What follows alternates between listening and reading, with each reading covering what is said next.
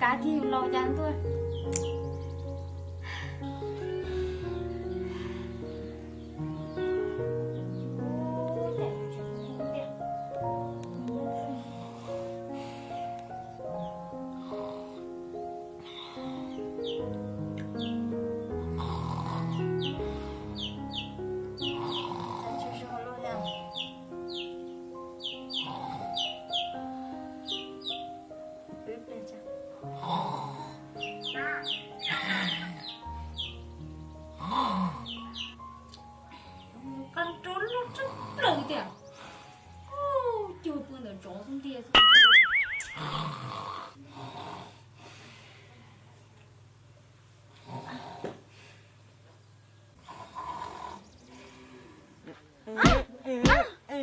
Lên một đi luôn. Wow.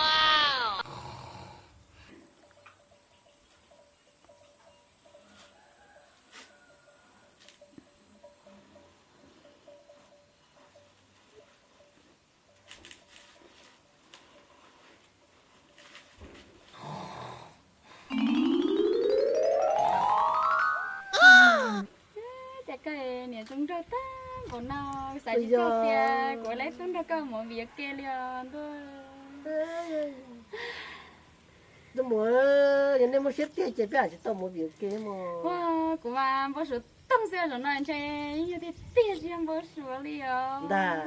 Chơi giống giống xếp tâm của nó liền thôi. Rồi cái chơi. Nên lúc đấy mà tao một việc kia mà. Nhưngแต่มาเนี่ยเมื่อกี้กูว่าตัวนั้นเองนะชินจันจงเลย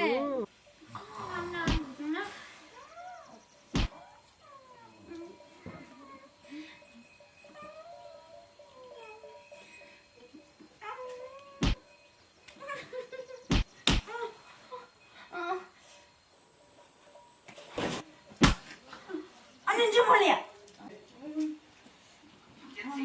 อันนี้จิมอลลี่Chả nè, vô liền rồi đấy nè. Con to của sắp luôn mất. Đâu nó nè. Nè, ăn chứ mua nè. Chả nè, vô liền rồi nè. Tụi plư đấy chả lắm mua này nè. Một plư lọ.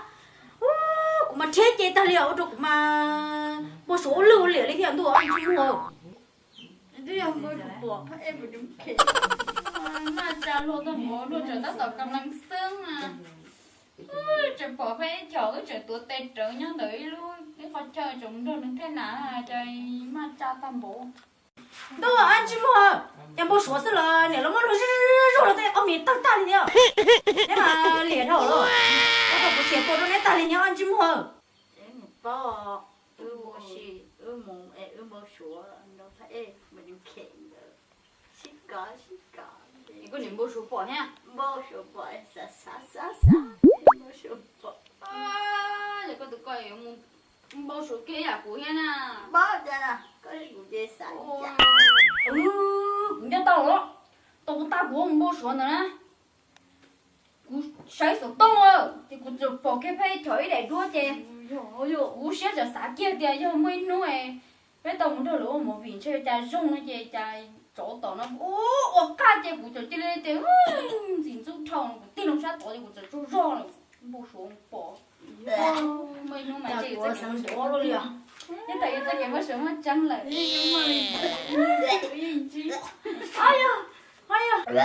đua chè này ở đâu cũng sáng đó luôn liền cái chụp bao này tiền nếu lên đó đâu cũng mà nếu mà cũng rồi mà cũng bố số mà trồng trái两个ăn chim hoa liền cũng mà trồng trái này theo